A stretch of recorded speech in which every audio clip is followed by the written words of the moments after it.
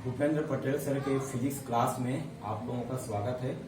बच्चों, हम लोग कक्षा 12वीं फिजिक्स में फर्स्ट चैप्टर होता है वैद्युत आवेश और क्षेत्र। उसमें एक महत्वपूर्ण प्रमेय होता है गॉस प्रमेय। उसके बारे में हम लोग अध्ययन करेंगे। गॉस प्रमेय जो है वह बहुत ही महत्वपूर्ण प्रमेय होता है, जो बोर्ड एग्जाम में बहुत ही आने का चांसेस ज्यादा होता है इसका। तो इसमें क्या हुआ, गॉस ने किसी बंद पृष्ठ पर उपस्थित आवेश और उस पर विद्युत क्षेत्र की तीव्रता के मध्य संबंध बताने के लिए एक प्रमेय दिया, जिसे गॉस प्रमेय कहते हैं। तो क्या होता है गॉस प्रमेय? किसी विद्युत क्षेत्र के बंद पृष्ठ पर गुजरने वाला कुल वैद्युत फ्लक्स और उपस्थित कुल आवेश के मध्य संबंध बताने वाला प्रमेय होता है, जिसमें वैद्युत फ्लक्स जो है फाई ई उस बंद पृष्ठ पर उपस्थित कुल आवेश Q का 1/ε0 गुना होता है। यह है गॉस प्रमेय।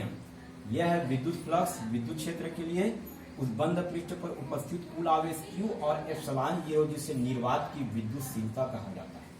तो यह महत्वपूर्ण प्रमेय गॉस प्रमेय। अब हम इसका निगमन देखते हैं। मान लेते हैं एक कण है जिसको Q आवेश से आवेशित किया जाता है। जब आवेशित करेंगे तो चारों ओर इसके विद्युत क्षेत्र उत्पन्न हो जाता है। इस Q आवेश से आवेशित कण से r दूरी पर विद्युत क्षेत्र के पृष्ठ पर एक बिंदु P लेते हैं।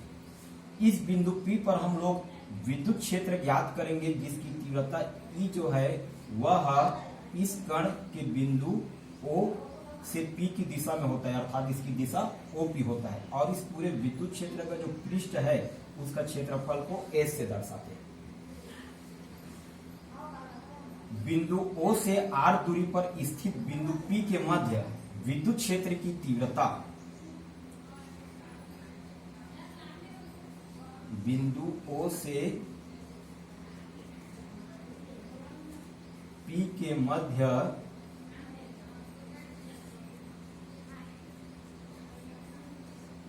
विद्युत क्षेत्र की तीव्रता, इसका मान होता है E = 1/4πε0 Q/r² न्यूटन प्रति कूलम।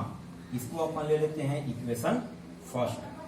अब इस पूरे विद्युत क्षेत्र की जो है S, उसको एक साथ ना निकाल कर इसके छोटे छोटे अवयव के रूप में इसमें गुजरने वाला कुल विद्युत फ्लक्स का मान निकाल देते हैं। इसका एक छोटा सा पृष्ठ लेते हैं ds। विद्युत क्षेत्र की तीव्रता E और पृष्ठ ds के मध्य जो है थीटा कोण बनता है। अगर वे एक दूसरे के लंबवत हैं तो थीटा का मान समान होगा। तो देखते हैं छोटे से पृष्ठ ds में गुजरने वाला कुल विद्युत फ्लक्स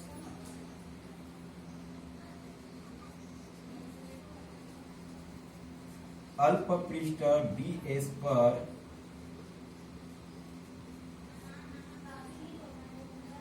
गुजरने वाला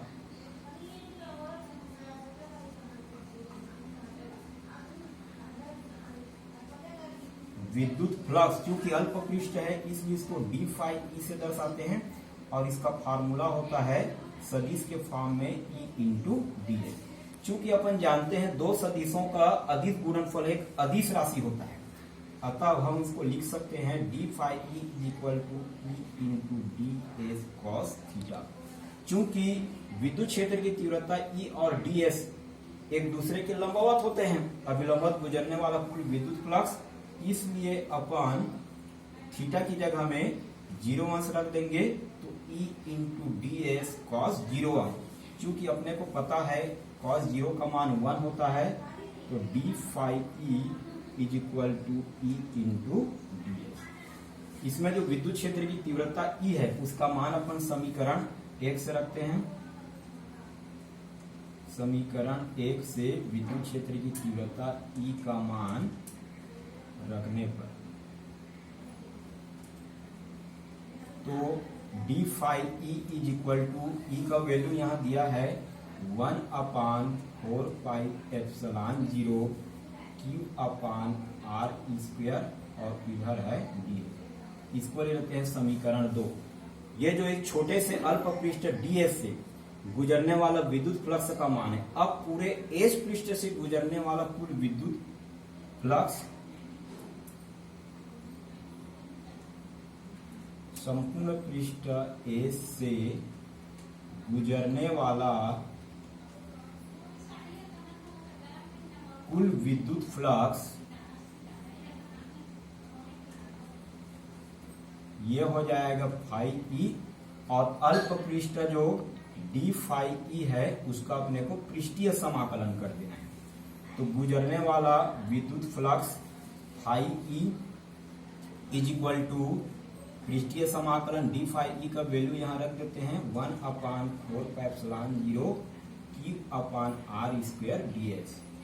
तो विद्युत flux phi E is equal to 1/4πε0 constant है, उसको समाकलन से बाहर, और साथ में Q/r² और ये ds। तो phi E is equal to 1/4πε0 Q/r² ds। ds एक अल्प पृष्ठ है जिसका पूरा संपूर्ण समाकलन हो रहा है, यानी पृष्ठीय समाकलन। तो इस गोले का भाग जो है उसका पृष्ठीय समाकलन, यानी गोले का पृष्ठ का फार्मूला होता है 4πr², यानी ds का जब समाकलन होगा तो इसका मान आएगा 4πr²। अब इसको सॉल्व करेंगे तो 4π और 4π निरस्त हो जाएगा, r² निरस्त हो जाएगा, तो ऊपर में प्राप्त होगा q और नीचे में प्राप्त होगा ε0। तो हमको लास्ट में डेरिवेशन प्राप्त हुआ phi E is equal to Q/ε0। ये है आपका इक्वेशन 3rd, और यही गाउस का प्रमेय।